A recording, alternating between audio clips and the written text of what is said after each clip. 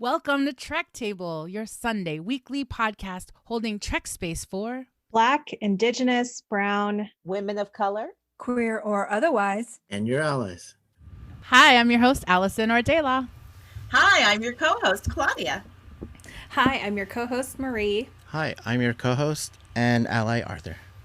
We're so excited for you all to join us. Thanks to our friends who are watching us on the twitch.tv/outpost13. Thanks for folks watching us on outpost13.org. Friends in the audio podcast, I want to let you know it is Mercury retrograde, the very last day. So I want to say thanks and share all the love for everybody who has been showing up to listen to women of color talk about Star Trek. So whether you're joining us in outpost13.org, twitch.tv/outpost13, or on our audio podcast archives. Thanks for joining us. Our opening track of this episode is titled Chicana Skies by the band Quetzal off of their album Quetzal. You'll be hearing several tracks by Quetzal throughout this episode of the Trek Table. Follow them at Quetzal Music on Instagram or see our show notes or the chat for a link to their merchandise and more. Yeah, so we want to welcome you to episode 004 of Trek Table, recording on stardate 022121. I'm your host and show creator, Alison De La, and I just want to say thanks again for tuning in and showing up for this conversation with women of color about Star Trek. We're super excited today to sit down and talk about episode 3 of Star Trek Discovery, season 1, Context is for Kings. Today we're going to get a chance to dig in. We got to meet the USS Discovery. We're following Michael Burnham's accountability journey. And we're also going to talk context because it wasn't just in the title, it's in the show. So we're going to look at this new context for colonialist ethics in Starfleet as we look at war. This is also an episode where Burnham gets to get onto the Discovery and meet the ship and her/their crew. And while we're entering this conversation in February 2021, I just want to hold up all the folks who are holding it down and surviving. We've had some very extreme weather and lots of conditions that have contributed to folks in Texas having water, power, life space issues. So we just want to send a lot of love. And I just want to hold up that at this particular moment in time, I'm excited that we get to watch a show where our heroine is a Black woman scientist who survives a scary monster and helps to save her team. So I just want to say yes to every heroine out there who is surviving right now and bringing her team home and keeping her team safe. So thank you. Getting over clamped.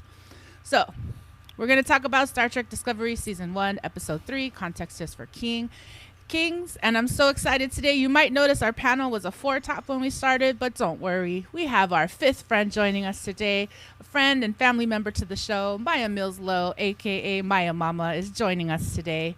Now, you might know that Maia Mills-Lowe is a digital producer, podcaster, social justice activist, and an administrative maven living in Tacoma, Washington. She also would like us to acknowledge that she's living in the stolen lands of the Puyallup people.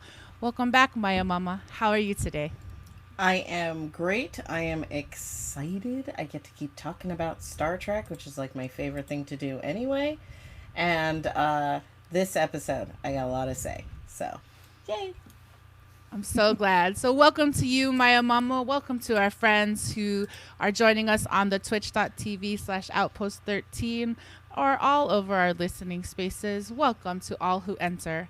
And whether you're a newbie or you were raised in a Star Trekking family, welcome. Let's build space together. Whether you've used Trek Table as your nerdy exploration or even a part of your weekly self-care ritual, Trek Table is a weekly space to put down the world for a second and come into the Trek space. A space for Black, Brown, Indigenous women of color to be able to be a fan, a geek, a nerd, and explore the vastness of the Star Trek multiverse.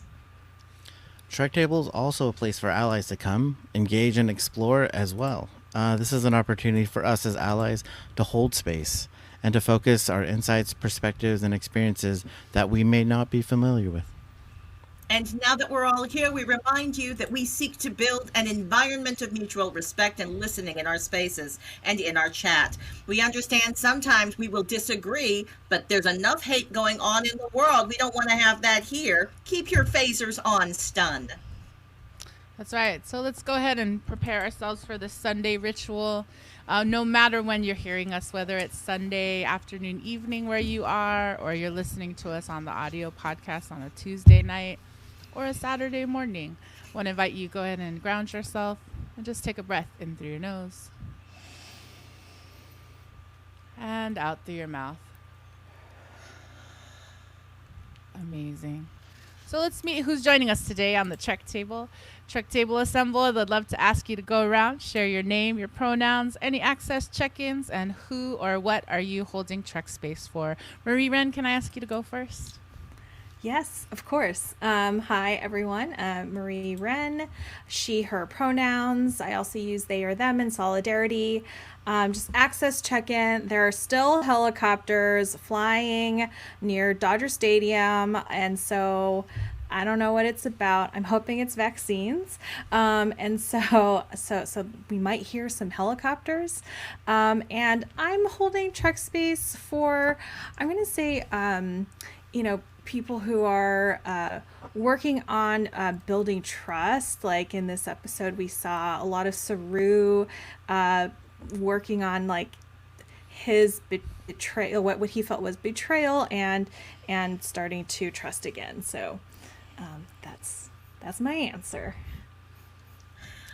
This is Claudia, and they, their, she, hers. You can use those interchangeably, and my access check-in is that I have allergies, so you might see me sniffling a little bit, but luckily I've got my tea, Earl Grey hot, and I also have a muscle disorder, so I might pull a face, but I'm never pulling a face at something you've said. I'm pulling a face because one of my muscles is pulling me. And in terms of the Star Trek space I'm holding space for those who are over eager to please some authority figure. So I'm holding space for folks who have some of that Tilly energy. All right. And Maya Mama, as our guest today, who or what are you holding Trek space for? I'm holding Trek space for the outline of private prisons. I got a lot of opinions and questions about the whole industrial prison complex of the Star Trek universe. But that is what I am holding space for currently. Thank you. Arthur, what about you? Hi, I'm Arthur, gender pronouns he, him. My little check-in today is, I got a little frog in my throat, but I have unwrapped Ricolas on deck.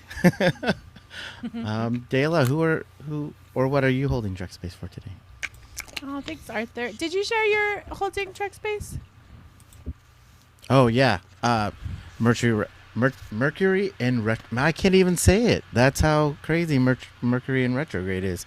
Yeah, for all of us in communications, funniness. Okay. Thank you. I will take that. And yes, hi, I'm Dela. My pronouns are she, he, they, and Dela. And I will acknowledge that my access need might be that at a part in the show when I'm not on camera, I need to take a bio break because I got excited and drank a lot of coffee before the show. So I'm just going to acknowledge that.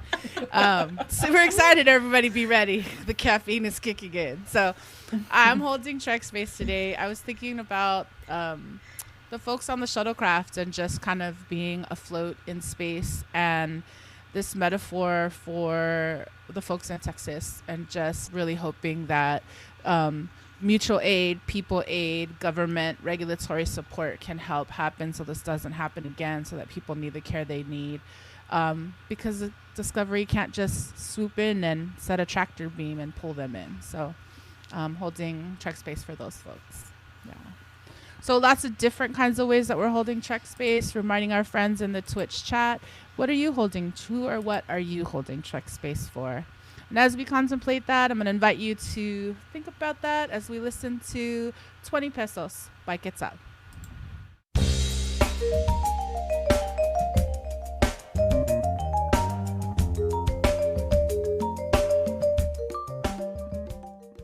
All right, right, so today's episode is Trek Table Episode 4, Star Trek Discovery, Season 1, Episode 3, Context is for Kings. We're going to explore this episode a couple of different ways, like we like to do here on the Trek Table. So we're going to play Popcorn Recap, our favorite way to recap Star Trek episodes. Marie has questions today. Claudia's going to lead us through Trek Table questions. Arthur's going to lead us through Discovery design. And even though Maia's not here for her birthday weekend, we're going to play the Space Runway theme song anyways and make sure we have that dance break in her honor. Then we'll go to Thematix, talk about Burnham's accountability journey. Context is the reason, context is the moment, and we're going to explore colonialist ethics in the time of war in Starfleet. We'll do some signal boosts and share some final thoughts. If you're like me and you don't want to suffer the spoilers because you're watching Discovery for the first time, no worries. Our Trek Table team is going to spend most of this show on only spoilers up to Episode 3 of Star Trek Discovery Season 1. For folks who've seen all the way through to the end of Season 3, we have a special treat for you during Thematix. Yes. Thanks, Marie-Reine. Yes, so let's take a second for this episode and just check in. Here's what we're going to hold Trek Space for this week as we think about Disco Episode 3. We're holding space for people who are working on building trust again. Those folks who are overeager to please authority figures. Thinking about private prisons and what happens there. Holding space for communication, misunderstandings, and funniness. Holding space for folks who feel like they're caught in a drift and waiting for some kind of life raft or connection, mutual aid, and or help. Friends in the chat are also holding Trek Space for anybody who's feeling this last bit of Mercury retrograde. And that's what we're holding Trek Space for today. So I want to invite you, as we think about this episode, those things are definitely going to show up.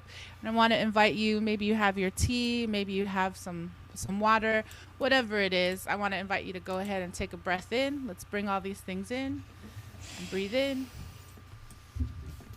and exhale. Woo!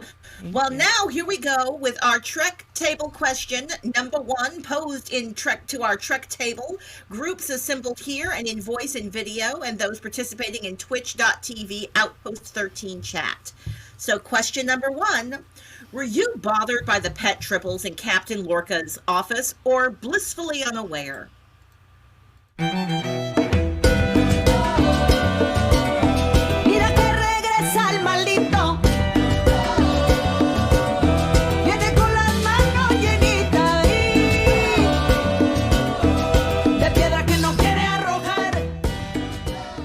And that was a sampling of Hollenbeck Gonzo by the band Quetzal, our theme song today for Trek Table Questions. So Trek Table question number 1, and this was really for some of us who are old school Trek heads, and then for some folks who are newbies, right? So were you bothered by the pet tribble in Captain Lorca's office, or were you blissfully unaware? Or other? Dayla?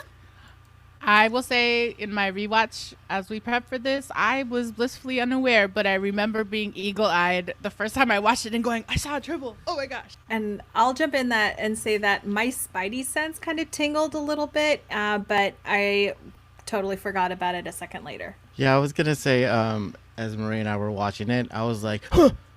Like I totally saw it. And then, but I was like, for me, I'm confused. Is this foreshadowing for something we don't know? Because tribbles normally take over a whole ship, or is it just, I don't know, or else it almost feels like empty fan service because you heard the like the whole thing. It's like, how is there only one? Thank you, Arthur, for speaking my truth. I thought that this was setting up an entire a through line. Spoiler alert, y'all. This does not get paid off, I don't think, unless there's something in season 4. Maybe this is a long running thing. How about you, Maya? Well, I was bothered by it, and then I saw the short Trek episode, The Trouble with Edward, but I'm still unsure as far as how this particular tribble fits into Alpha Canon and where they are, like, time-wise. Is this before genetic manipulation? Are they just still, like, fluffy fluffs? Yeah, I didn't like it. I thought it was unnecessary fan service, if anything. Well, that was our Trek Table question number 1. Thank you all for participating. Yes, and feel free to like and subscribe and follow us on Instagram at Trek Table and on Twitter at Trek Table 1. Feel free to join our convos, hashtag Trek Table, hashtag BIBWOC Trek, and hashtag Star Trek Discovery.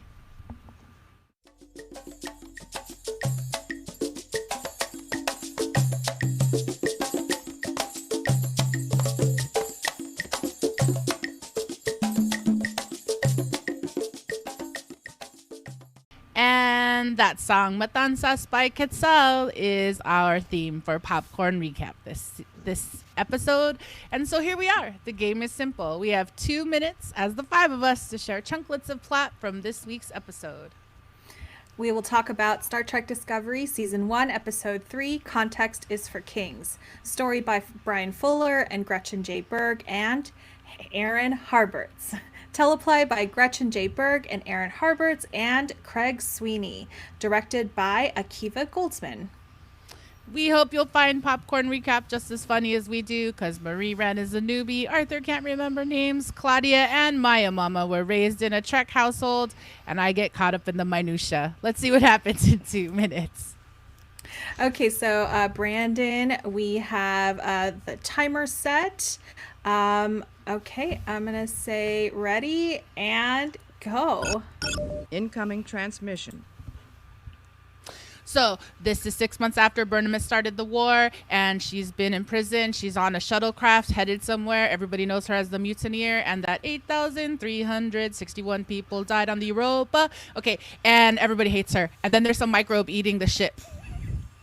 And then the Discovery swoops in and like saves the ship, and then they're like on the Discovery in like the lunchroom, and everyone hates Michael Burnham. Even the criminals hate her, and they try to shank her and kill her. And then like the security guard is like, "Let it happen. I don't care." But then she's like, "Come, let me take you someplace." Right, and so the captain wants to see Burnham. So we go up to the bridge. We see Saru. Saru is there. Shady looks from Saru. And then we get to meet Lorca, who is weird and has a triple, and then is like, you're going to work on my ship. Yeah, so then they sent her over to engineering, and then she meets Lieutenant Paul Stamets, who is an astromycologist, which is a new thing. And will matter. And then there's another ship, and they're best friends, but then that ship dies. And then Stamets leads a boarding party to the ship, including Burnham and Tilly. And as they're investigating to get over the ship, everybody's dead. Everybody's dead. Klingons are dead. Starfleet is dead. And they don't know how it happened, but it seems like there's like some unknown creature. And while they're there, they see the Klingon. The Klingon says, "Shh." Landry's like, "Did he shush you?" And then the creature attacks the Klingon. And then Burnham's like, "Run." So then they run. One dude dies because red shirt. And then they get into a place, and Burnham is able to distract the monster and crawl down the Jeffrey tubes as she quotes Alice in Wonderland. And so then later, Lorca's like, "Oh, you should totally, like, I don't care that you're a criminal. You should come work on my ship forever." And she's like, "No, I think you're really shady." But then Lorca's like, "I don't care. You should come work for us anyway."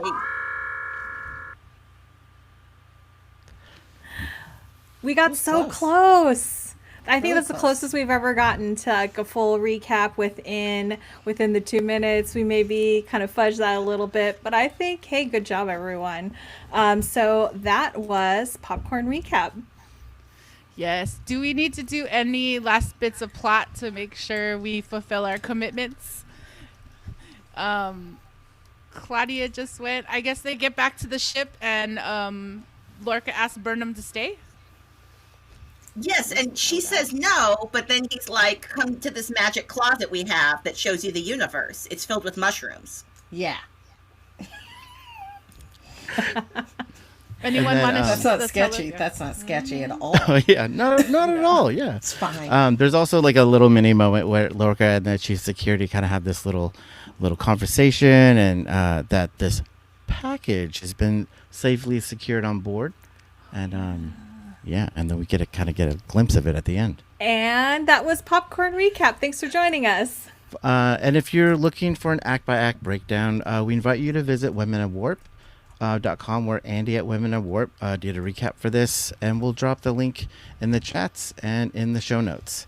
And now that's it for the time. Marie has questions. What does this mean? Marie has questions. What's happening? She did what? She's from where? She killed who? Okay, thanks for joining us for Marie Has Questions. I'm watching Discovery for the first time. I'm watching season 1 for the first time, and so we want to model being able to ask questions, especially in something as deep as this series and franchise of science fiction. And so I have wonderful friends here, Claudia and Maia Mama here, to help me with the questions I have. So Brandon, if you can start the timer. Incoming transmission. Okay, so why do people hate Andorians? I can answer that. Andorians are seen as overly aggressive and sociopathic, we would say, within our value structure. Also racism. Also racism.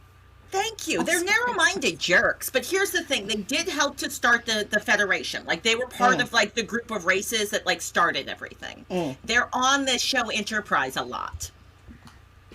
Okay.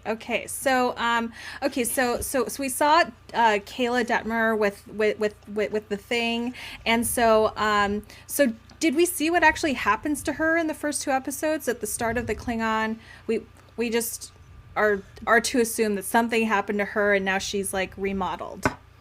I actually did research on this because I was curious about what the disability story was, and if you go to memoryalpha.com, they don't know.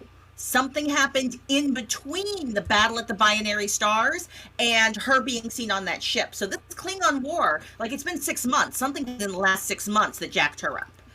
Okay. And then is the Jeffries tubes named after a specific person?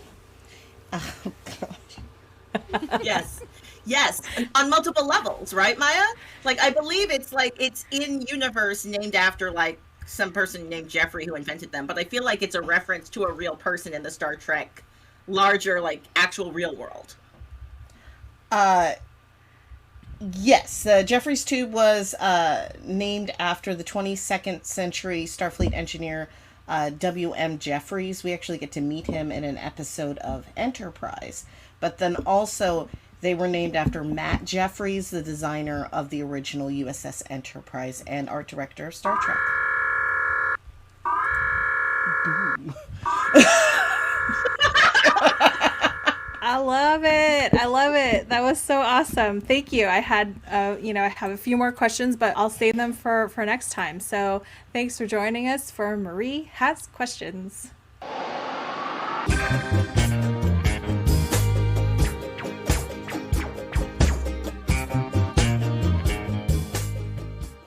Welcome, everybody. Now we're in Discovery Design, where we like to examine the elements of the world building and see how it supports the character development and creates context for the narrative. After an unscheduled prison transfer, we now join Burnham on the Discovery. We're finally on the Discovery. A brand new science ship shrouded in mystery and unmarked deltas and breath scanners. Everything seems like it's a little bit on like a need-to-know basis here. But I'd like to know, what are your first impressions about the ship? Discovery feels a bit colder and than most Starfleet ships have to me. What stands out or speaks to you, Maya? One of the things that I was thinking of is that this is sort of like in between the original series and Enterprise. And so this is when we're slowly moving from military ships into ships of exploration. And so we have this sort of mismatch of where they're trying to be a more open, welcoming place, but also it's the Federation is still a military organization, and so I think that's what you see a little bit in as far as the sharp designs and the bleakness and the lack of color, the blues and whatnot. feel like in Star Trek, it's such a the ship is another character, and I love the way they introduced this character. Like you got a little bit of a slow, loving shot and some inspiring music that helped us to know this is Discovery. This is the ship that we're going to be paying attention to for the whole show. Totally. And this is Dela, and I was completely, I was hearing Saru say when I think they were walking in the hall with the blueberries, 300 discrete scientific missions can happen on this ship. It made me wonder how many discrete missions happened on the Enterprise with Picard and his team. Like, how can I compare with what I know? And I also will say, picking up on what you both said, Maia and Claudia, just super excited to see the ship in real life have that tractor beam magic moment, and then watch it actually transpose into the title sequence and see how the ship and just how this title sequence takes us into the Discovery week after week after week. So super crushing out on it right now. Oh yeah, that was super fun. I love everyone's interpretations too, especially Maia. It's great to hear that context and remembering that it's like right between when they're still trying to turn from like a Starfleet, just like military thing, and now we have the war, and it really gives context. I feel much more settled now about the darkness. That's kind of cool. I think one of the most interesting things too that we're finding on the new ship is the spore drive. Like, this is a pretty new tech, and I know there's a lot of us that are Trek heavy folks, and we have a lot of history, and there's some folks that haven't seen as much Trek, but this is pretty new for Star Trek as far as a new way to travel. Marie, did you have any impressions here too, or anything that you liked about? Yeah. I thought it was really interesting how they started to introduce like the idea of like what they're doing. Like, it's very biological. Like we have Burnham sneaking into a secret room that is that is I can't find the words right now, but it's like, it's protected by breath, like you can only access it by breath, and that's how people identify to get in. And so it's like, and then she enters and it's just like beautiful, wondrous. Like it's such a direct contrast to the cold hard ship. That's really new. And so I was like, oh, what's that? I thought it was really interesting. As far as the spore drive goes, wow, I had I'm having a brain escape. Gene Roddenberry came up with a similar idea already, and it's on the show Andromeda. Gene Roddenberry's Andromeda, starring a terrible, whatever. Like, let's forget about him. But there is a drive that is similar that causes instantaneous back and forthing that Gene Roddenberry did come up with, but also that they knew wouldn't necessarily work with what they wanted with the original series. I'm so mad at you, Maya Mama. Now I'm going to have to rewatch Andromeda. How dare you do that to me? That was not a great show, and now I'm going to have to rewatch all of it. I really love the ship on that show, though. That ship design was really cool. It's real beautiful, yeah. It does seem to be such an exciting, different a viewpoint on science, and an organic take on the way science can work with the breathalyzer, with the way that the where a ship was attacked by a space bacteria. This feels very different and new.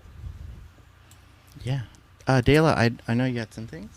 Yeah, no, I was also just going to say how I appreciated how Burnham, in order for us to understand, we had to see her use science as the password or the code to get us in. And she had to spend that time reading all the code and then coming back to Stamets and being like, these are the things I noticed. And, astrobiology and blah, blah, blah. She lists all the sciences, and then she's able to show him, and here's the code that's jacked. So I will say I was surprised she chose the breathalyzer to the breath machine to get in versus just blowing Tilly's. Yeah, just the science of the getting into the secret spore lab with the breath and the napkin. Little Mission Impossible moment. Little, yeah, I'm in awe. I was like, wow, Burnham, you got some skills, yo. She didn't seem to really like collecting that spittle, though. She seemed grossed out. Right. It's a funny roommate moment for sure. Yes. I did feel like there was a lot of interesting things too. There was also like the spore room where they were growing all the spores, and then all these special canisters in that room. I think there's lots. I mean, we'll definitely see more stuff later on too, and get more explanation. But I think what really interested me, and I wanted to see go around the room too, is that the idea of the spore drive, like Maia was saying, is part of this idea that things are interconnected. And I think there's an interesting conversation there too for how this new idea of transportation kind of has this underlying almost like philosophical thing too, and not just the hard science. Did anybody else? Yeah, I was going to say that I actually, yeah, in terms of like the interconnectedness and the biology of it, I was like, oh, does this mean in terms of like a different energy source? And then like, does this make this closer to what like here on Earth would be like carbon neutral resources in space? Like, is there something called like space waste, or like how traveling through space is really like affecting space itself? I don't know. Just a random thought I had right now. Those are such great questions. Such great questions that you ask yourself. I wish I could answer them. Yes, without spoiling other shows. And I want to say this actually made me, I feel like the scariness of going onto the USS GLYNN and the horror movie of it was trying to figure out the mystery of what happened, right? And like, okay, so how, I see the canister, I see the box, there's a bunch of terminals, but what happens? How does this thing actually work? And I know we talked about, and this is the first episode where we get to hear them say Black Alert. And when we first hear Black Alert, we just see water. So I'm like, that's interesting. Like, Black Alert moves water. What does that mean? Yeah, there was actually like a little mention too. I forgot one of the other crewmates was like, when Burnham's like, Lorca mentioned that too, when she was like, I know there's something weird going on the ship. There's water floating. And Lorca's like, yeah, that's our Black Alert. I know it's got to be so interesting too, all these different things going on the ship. For me too, a lot of it was, the other thing that interested me, like Dayla had mentioned before, is the sciencey part, and Burnham mentioning the quantum physics, and everyone's kind of like throwing in their sciencey part of it. And I really like too, because Trek never really talks about like quantum mechanics, and I feel like that's like a pretty new thing in real world science, and it's kind of rad that Trek is acknowledging it, even though they're squeezing between two different parts of Star Trek that they've already had, but they're still like, we're going to put in real life stuff too. And I really like that. I love when science fiction always acknowledges real science and finds a way to shoehorn some stuff in there too. This week in Discovery Design.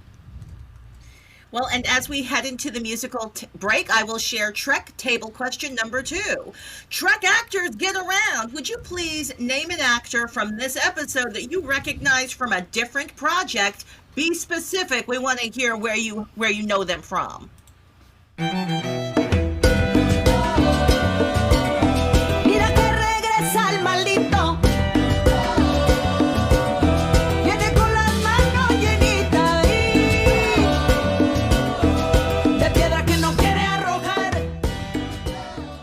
Table question number 2. Please name an actor from this episode that you've loved or appreciated from a different project, or just recognized from another project. We wanted some specificity. I will begin with Maia Mama. So I have chosen Anthony Rapp because I cannot choose a different person because we have not seen him yet. First thing I ever saw him in was Dazed and Confused. I fell in love with him. And then I saw him in Rent and loved him again. So I love me some Anthony Rapp. I had forgotten him from Dazed and Confused. I remember him from Rent. Yeah. All right, what else do we got? Other actors we recognize from things. Marie? I recognized Jason Isaacs right away, aka I'm gonna call him the guy who's not Jeremy Irons or James Purefoy, but he's white with an accent and has a first name that starts with J and always usually plays bad guy. I liked him in season 1 of the OA, where he also played a creepy dude, and yeah, but like, you know, his character's name is Gabriel Lorca. Total missed opportunity. Yeah, it's just kind of like, that's a Spanish name. Like, don't we know this? Like, so his hair is brown. Yeah, I have feelings about that. I agree with you. I've been saying his name wrong. I keep wanting to say Oscar Isaac, who's a totally different actor, but like would have been appropriately cast with that character name. So I think that's why my brain is doing it. I'm going to call out Grace Lynn Kung because I saw this episode and I was like, where do I know this person from? Where do I know her from? Why do I like her so much? Why do I want to see this actress's character keep going? Even though the character name is Psycho, and there's no good reason for this character to stay in this episode or this TV show, I recognized her from Slings and Arrows. Slings and Arrows, that TV show that was about like a Shakespeare company in like Toronto. It's hilarious. She plays an intern, and she's amazing. Hey Arthur, how about did you recognize any actors? For me, the big one was also Lorca. I loved and hated him in the OA, and I feel like he plays a similar character. And actually, when I jumped in this show, originally it was around the same time when the OA came out, and I was like, I don't know if I like him. Like, you can't tell, like, is he a good guy being bad or a bad guy being good? It's such an interesting one. He as an actor, he definitely walks that tight line all the time. That's real. I wonder sometimes if the person who's casting it is thinking about the associations we'll have with other characters they've played in other things. Dayla, how about you? Well, I definitely recognize Rekha Sharma, who plays Commander Landry. But I will say I knew her from somewhere, and then I didn't. And then I realized she was, as we talked last week, from Battlestar Galactica. I have to say, I got really excited to see Lieutenant Bryce, who was driving the shuttlecraft this episode, and I know him from Star Trek, and I believe this actor's name is Ronald A. Bryce. And I don't mean to do spoilers, but Lieutenant Bryce doesn't just drive the shuttlecraft, and I was super excited to see bruh got a minute at the top of the season. So good job, yo. Yes. The black shuttle driver did not die, which was super awesome. Yeah. Do we have any shout outs from the chat? Yeah, definitely. Jess Queen says Malfoy. Lorca is Malfoy, dad in Harry Potter. Let's see. Yeah, and then also yes to Anthony Rapp in Dazed and Confused. Oh, well, if you want to help us hold more of this Trek space for women of color and our allies, please come and support us on patreon.com/Trek Table. That was our question. Trek Table question number 2. And now is the time in our ritual where we invite everyone to move around in their seats and screens, because it's time for a Trek Table dance party. Come on, everybody. Trek Table. Dance with it. Dance it out. Dance it out.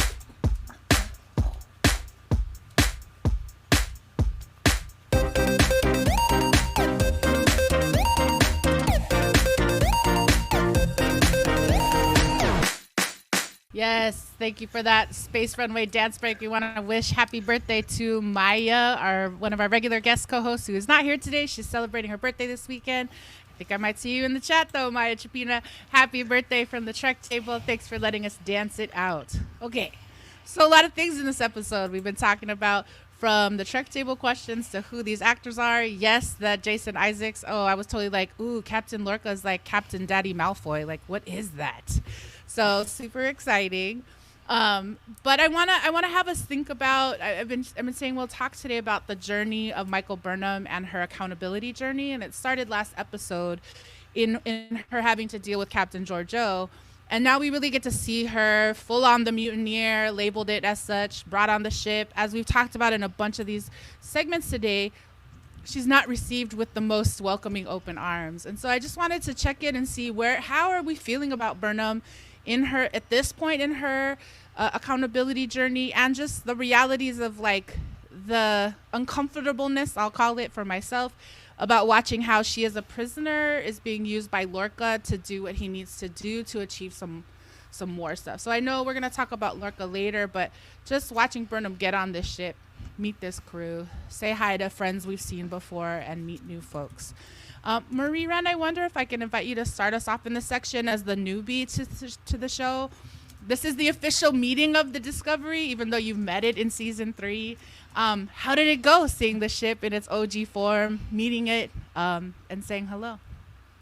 Yeah, no, it was really fun because I recognized Bryce and I was like, hey, and it's just more like it was a lot of like, hey, that person, or like, hey, that person, and so for me, I think I was actually probably the most excited to see Tilly, and one, also learn her first name, Sylvia, right? It's like Sylvia Tilly, and then also to see like Tilly as a cadet juxtaposed with former Commander Burnham, as a prisoner, but still holding so much of Starfleet in her, and like what it means to be an officer of Starfleet, and just kind of like seeing those two kind of opposite each other, and how one person can be how one person's at the beginning of their career and the other person's at the end of their career. Tell me how you're feeling about Burnham in this episode. What are you getting? What are we discovering about her journey? Well, she seems very, very sad, and she's definitely like, I wish I was dead. Like, this was a character whose entire life was about being successful, being in charge, and she failed. She failed everything she ever believed in. And I see her going hard into the prison industrial complex, like that's a path of redemption. Like, she's trying to find, like, what is the path of redemption? I will do the steps, and I will do them hard. I will get redemption hard. That's what I'm getting from her story right now. Mm-hmm. And also, she's giving me Ro-Laren vibes from Star Trek The Next Generation. This episode was for those of you who watch Star Trek The Next Generation, it was reminding me of Ro-Laren, who's a Bajoran, who also is entering into the episode with some lack of power, and because of that relationship to being a criminal inside the Star Trek universe. Yeah. Mm-hmm, mm-hmm. Yeah, and I appreciate you. I was like, Ro-Laren, who's that? I know that name. And I appreciate you setting up that context. And I just want to connect that what you're talking about right now, Claudia, connects to Maya Mama, what you were saying in Holding Trek Space and thinking about the prison industrial complex. And just we get to see Burnham kind of cycle through that and her getting reassigned. I'm wondering, we haven't heard yet how you're feeling about Burnham in season 1. Are you excited? Do you feel like she's doing okay in this? Where are you with Burnham in this journey? Michael's having a tough time self-actualizing. She's always had a habit of globbing on to the most powerful personality closest to her. That was her captain before that, and then her adopted parents before that.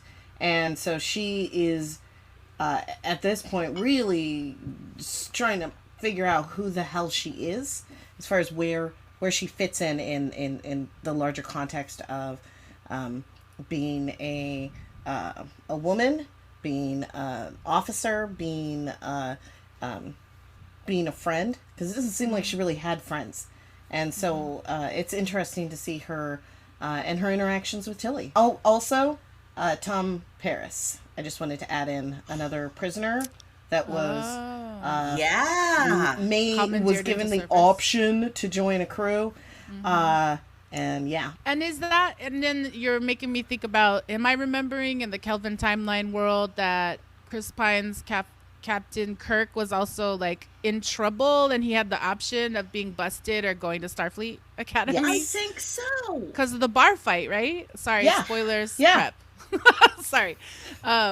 Yeah, so it's giving me all that vibage, right? And I just want to say, like, this is the episode where we get to see Saru, and we have observed that hallways are important places for conversation. So I want to name the official very first hallway talk of Star Trek Discovery ever.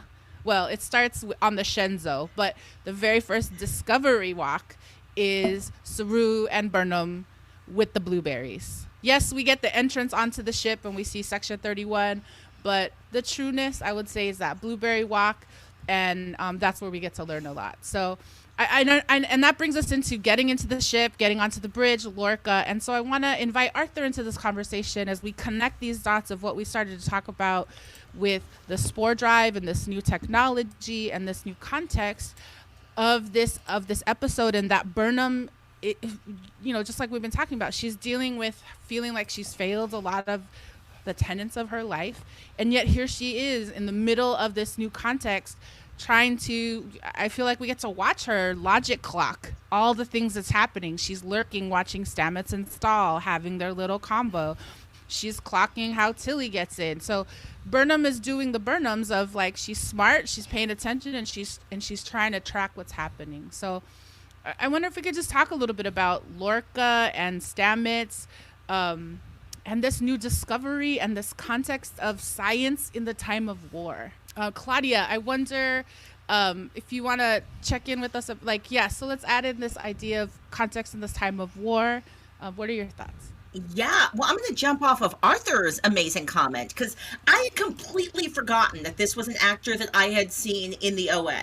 So now I'm like, oh, right. Because just from the get, there was like a murky muddiness.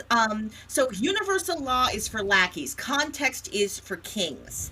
That is a sexy, sexy statement. But without context, what does it really mean? It seems like something that's like an open, positive framework, but it's actually super hierarchical. It assumes that there are kings. It assumes kings. It's designed to appeal to ego. It feels really manipulative to me, actually. But it makes me, the episode makes me feel like he's a friend to Michael Burnham. Someone else, Arthur, thoughts about Lorca and friend to Burnham, foe to Burnham? I think what Claudia said was so amazing. I totally clocked that too, and I even had in my notes, Burnham says directly to Lorca, "I'm not who you think I am." That she's not going to fall for the ego stuff. Like, she's not interested in any of that. She's here because she believes in Starfleet and the Federation. To me, that was an eye-opening moment for me, and just seeing what Burnham is going through so far and how she's really just trying to stick to her guns, and really she feels that the prison is a way for her to serve her penance. And then she's like, I'm not into that king stuff either. And I thought that was really impressive for the character. Did anybody get creepy vibes when Burnham's trying to come out of the spore cube and like Lorca's in the doorway? Was that just me? I don't know. Yeah. My mom wants to talk about that. And use that as your general open. I'm going to say, well, anybody who hangs out in a dark room with a tribble like a villain, like... Oh, dude. I mean, you know. Oh, my gosh. Like, what are we supposed to think? Wow. I'm pretty sure. And also, with Lorca, in many ways, he is not deceptive. He just omits information. And when he says context is for kings, he's telling her a lot. But we don't know that. None of us actually know that at all. And I thought that was really interesting. But, I mean, to me, Lorca's behavior seems, just from the get, despite knowing what his deal is, predatory and real super grooming. You know, like, you'll be my friend. Let's be pals and friends. You know, in the way that Picard was to Ro-Laren, but, like, not. Like, off. But definitely off. And that's what I was getting from my, my Lorca. I'm just not getting a good feeling from the guy. Yeah. Yeah, I'm not either. Yeah, I was gonna say thank you, Arthur, and everyone for the fun bits. And I was just gonna say that like Burnham is warned essentially by Saru about, Saru described Lorca as a man who does not fear the things that people fear. And so, that to me sounded like you got to put up your red flag here, because this guy is not, he's not like the rest of us. And so, and then, too, also like Stamets's reaction and response when talking about Lorca brings up a lot of feelings in Stamets. And, that kind of, I think just kind of how the crew responds to him says a lot. Yeah, I just want to play off that too, because I feel like we clocked a couple interesting things about Lorca. Like, he did look into the stars at one point, and his eyes were glimmering. He was saying that it was like a war injury. Yeah, there's a lot of funny things, and I feel like too the closest to Trek has come to something like this is in DS9, where they had the war with the oh man, I can't remember the names now. But Dominion. anyways, the Dominion, thank you. And so Captain Sisko was put in situations like this too, but you could always tell that Captain Sisko was a good guy that had to do some bad things, and that the episodes were framed in that way where you got to see him have to fight between what's right and what's wrong, and what's valuable now, what's valuable for the long term, and having to make those decisions for the good of Starfleet versus the good of his own crew versus the good for himself. And I feel like that's one thing that we don't see Lorca doing at all. And he's just kind of like has his own agenda, and we're just seeing him just move everybody on the chessboard like out as he wants to. I just want to say shout outs in the chats. This is a little it's a little Tsum Tsum. It's my Chewbacca Tsum Tsum, aka my Tribble. It's a really big Tsum Tsum. So there was some giggling earlier in Marie's nod was that Arthur was petting the Tsum Tsum. So I just want to support the visual of all that. I do want to raise this question really quick, and I feel like the coming episodes will be the thing. But I will say I'm bothered. My ears perked up. I'm not bothered. My ears perked up when I discovered that Stamets is working on an organism-based propulsion system. That Starfleet is thinking about using a power system that is based on life. And I guess maybe I've said this before, or maybe I've said it in our prep, but like, I'm just wondering where this is going. And then, Kitty at the end of the episode, as named by Lorca, like, he just seems like he's got a wide margin of slide because he's in a war and he's trying to get done whatever he needs to get done. So I just want to, the last thought before we go into spoiler zone about anybody else the ethics of Starfleet feels really out of whack to me, and it's just making me really thoughtful about how war gives people permission, or people use the reason of war to excuse what they need to excuse. And just the way, so go ahead, Marie. Oh, I was just gonna say, just connect that to with the science of the spore drive and how everything is interconnected.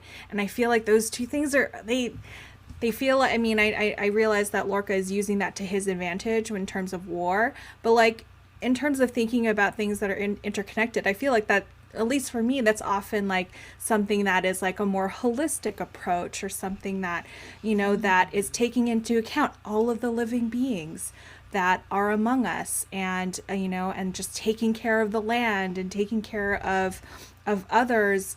And war is not that. War completely disregards that. And so I feel a lot of tension there, and I definitely feel like Stamets in this situation. I really think, my mama. I'm trying to figure out how to say this without spoiling too much. We're gonna see really the evil juxtaposition of the exact same thing that we're discussing right now, about what people do when they're not reined in during times of war. It's something that they expand upon, which I really like. That we do have this. For a while, we're thinking that Stamets has no one really holding him back. But does he? Maybe he does, because there are alternatives. If that makes any sense without spoiling anything. I think that's a great point too. Jess Queen actually said something really similar, and like they mentioned really felt the contrast between Lorca and Georgiou, and I think it's in the same sense where you mentioned too, because Georgiou was like, "This is what Starfleet is. This is what we do," and she's the one who was trying to calm down Burnham too. But in this one, Lorca's like, "Burnham, I want to give you the free reign to do all the bad stuff I heard you do." And like that's also why I love when Burnham's like, "You don't know who I am. You don't know who I am. I did these for all the same reasons my captain said it." So, yeah. I will live by Starfleet code. I will die by Starfleet code is where Burnham lands with us. All right. So this has been super juicy. I want to keep us moving.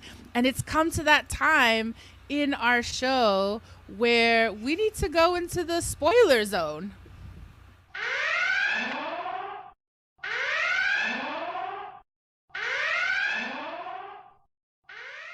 So, turn down your volumes. Here we go. Get ready. Spoiler zone. In 3, 2, 1. Incoming transmission. Lorca! Go. Lorca! How do we talk about this without spoiling season 2? You can talk about it right now. Talk about it right now. Okay, can I just say that I feel like Landry was giving me a bunch of like Mirror Universe acting. Her character isn't from the Mirror Universe, but it feels like maybe they like hinted to the actress and she's playing something that is not in the show. Yeah, she and was also definitely the like blueberries I'm are on your made of side. shit. Yes. Everything is. Everything is. Yes. Maya or Arthur, other spoilers that you want to get off your chest, off your mouth? I mean, like, Michael, you're in danger, girl. Lorca. Like, I think we need to change to so Lorca obvious. alert. It seems so obvious watching it after seeing who he is. Also, he's just a creepy guy, and he's a predator, and he's disgusting, and that's it. Can I just say that I am waiting for us to get to the kitty tardigrade in the machine, because that's the thing I have some of the biggest issue about. And is it Burnham who saves us? Who figures out how to get the kitty in, so I'm waiting to see that in the next rewatch. But I will say, Stamets, I have some compassion for him, but I realize, the way he's written in this first season, he's challenging to me. Yeah, it's tough. It's tough to get through that. It's kind of funny because that was part of my note too. Is I love Stamets later on, and I'm not a huge fan of Stamets right now. But it's also like with Saru and Tilly. Like I love that we get these story arcs in Trek, and I'm just really excited to go on that journey with everybody again. Like season 1 Data, it gets better. Yeah, He's so snotty in season 1. Oh my goodness. Welcome back to Marie-Reine. We appreciate the opportunity to be in the spoiler zone. And those are our thoughts on Star Trek Discovery, Season 1, Episode 3. And as we head into our final Trek Table question number 3, we will hear a little bit more of Hollenbeck Ganzo by the band Quetzal. Please ponder this question. Susmana, Vulcan martial arts versus Mokbara, Klingon martial arts versus running down a tunnel and falling down a hole. What is the strategy you would choose?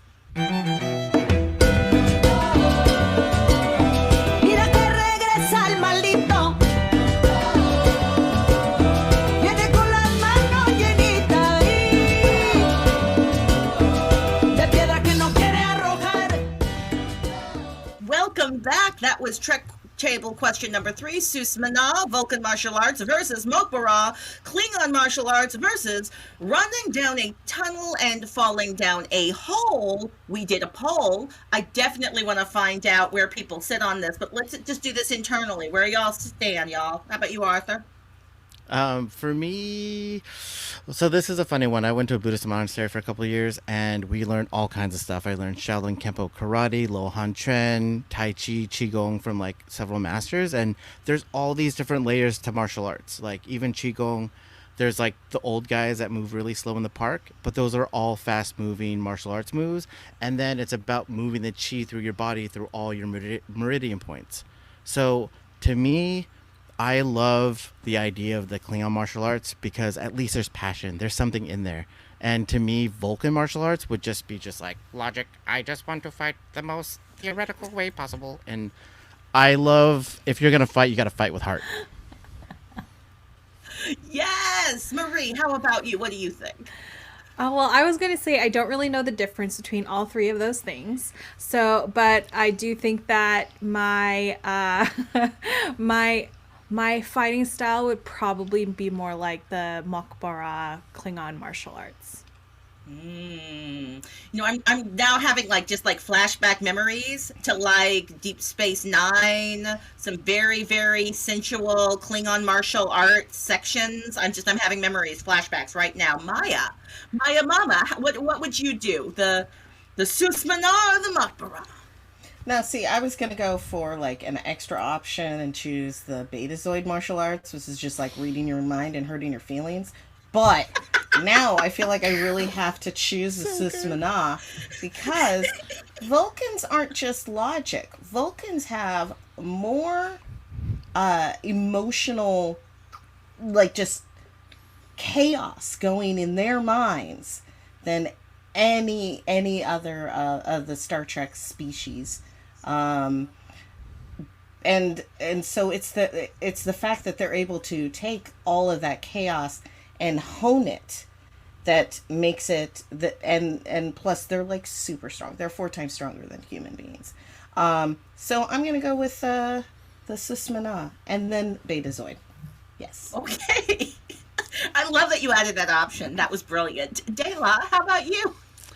Okay, so here's my response when I hear it. I'm like, "Hoi sus, mana, what are you doing, huh?"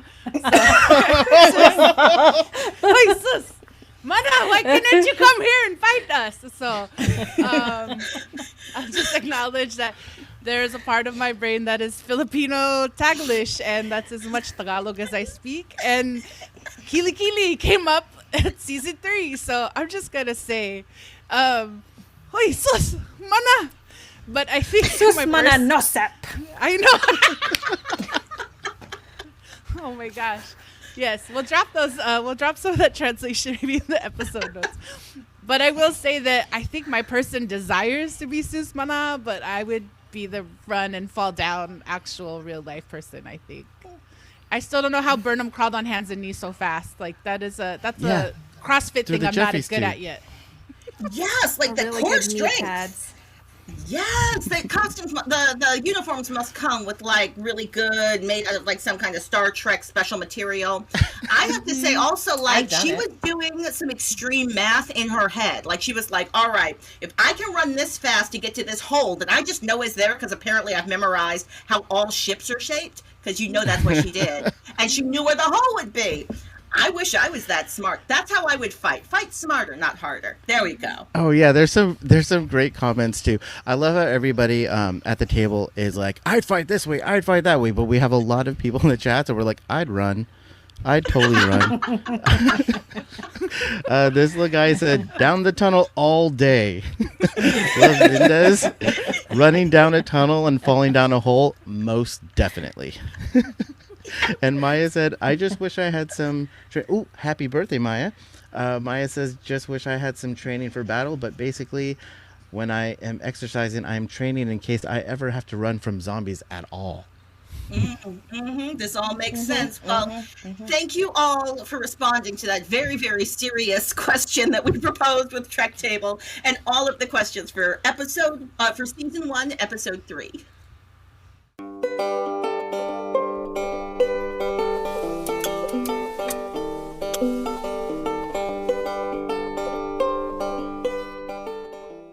Here at Trek Table, we strive to hold space for Black, Indigenous, Brown, women of color.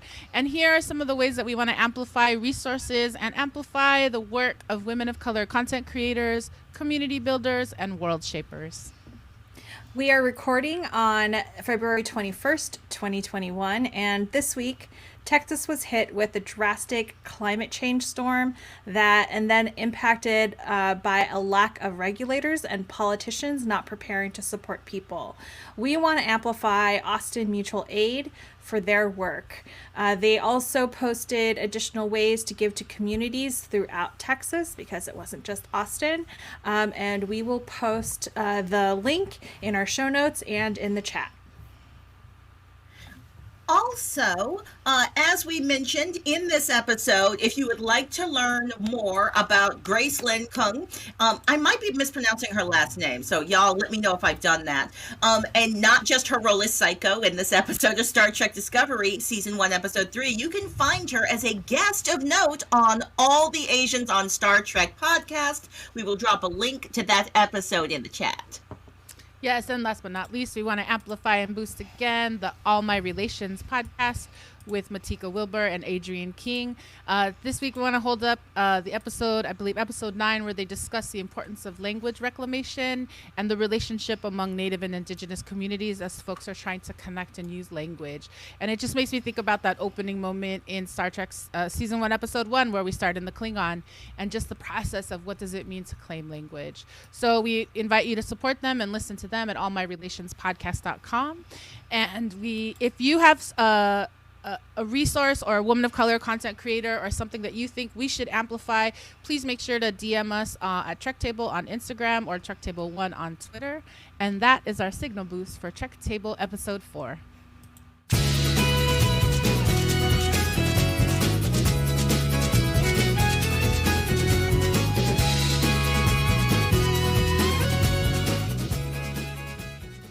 Thank you all. It's been a ruckus party, especially at the end of this episode with our battle, with our warrior stance, and how we're going to fight these baddies. So I just want to say thanks to everybody for coming today. We're going to wrap up this conversation with some final thoughts from our table.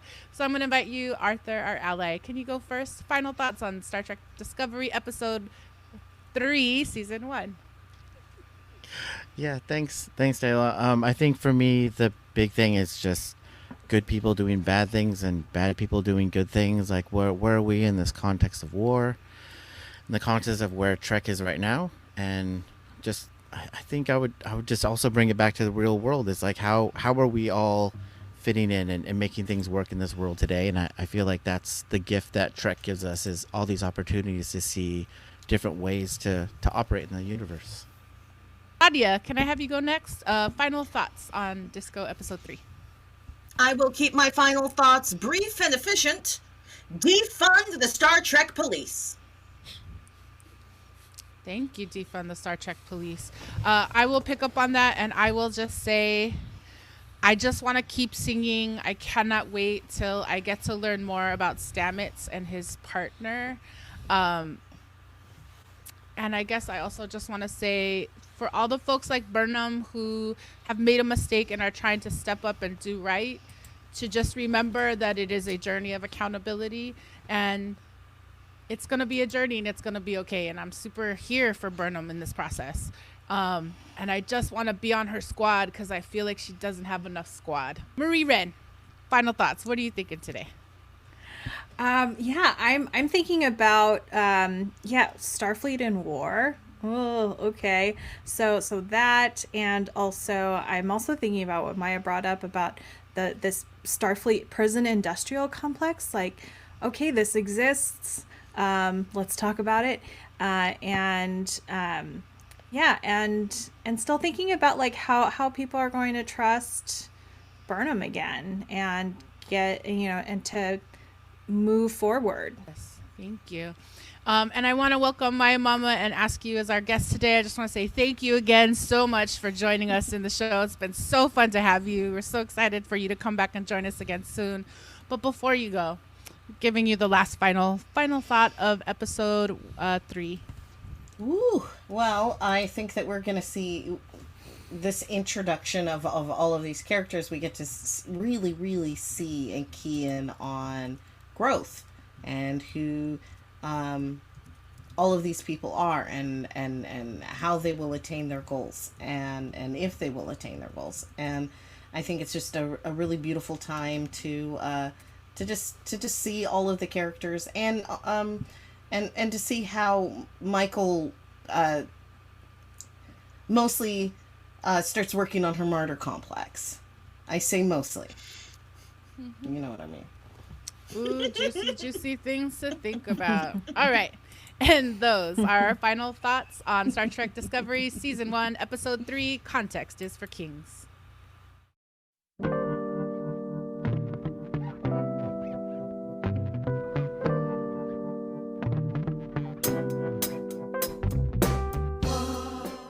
Thank you all for joining us at the Trek Table today. Don't forget to sign up for our mailing list at trektablepodcast.com, and we'll enter you into an opportunity to win a Trek Table t-shirt. This opportunity will close at the end of February. Support us on patreon.com/trektable. Also, like and subscribe to us on Instagram or Facebook at Trek Table, and on Twitter at TrekTable1. Join our conversations there, and please comment using hashtags #TrekTable, #BIBWOC and #Star Trek Discovery. Just want to share more thanks and gratitude to our host panel today. Special thanks to Maia Mills-Lowe, our guest host today. Thank you to our regular co-host panel, Marie-Reine Velez, Claudia Alick, and Arthur Wong. This episode of Trek Table, Episode 4, we've held space for people who are working on building trust again. We've been holding Trek space for those who are overeager to please authority figures, the pipeline of private prisons, thinking about the way that communication and funniness can happen, and what it's like to be stuck in the middle of a shuttlecraft floating in space, waiting for someone to help make sure your power and your water turns on. We want to hold space for folks who are feeling Mercury retrograde, and for the folks who are rewatching Star Trek Discovery to join this with us. Last but not least, we want to hold space for the folks who are re-examining the Star Trek Discovery title sequence. So with that, we want to say thank you. Thank you to the Trek Table production team, executive producers Alison De La Cruz and Luz Vimindajadiwala, co-producer Arthur Wong, production coordinator Brendan Chang, artist coordinator Terry Hashimoto, social media manager Isil Borlasa, stage manager Ariana Michelle. Deep gratitude and thanks to Outside In Theater. Extra thanks to Jessica, Paul, and Matt. Thanks also to Geekish Network, our exclusive partner on Clubhouse. Thanks to Francois Collado and Visual Communication. And thanks to all of our friends across the Star Trek universe.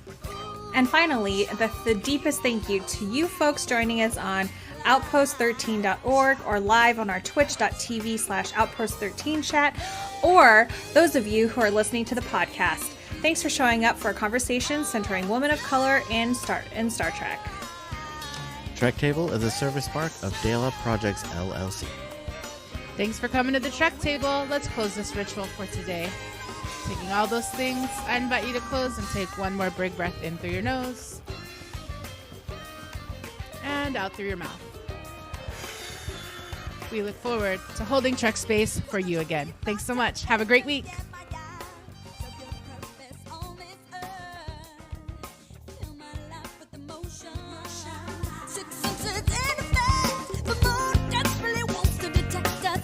Sign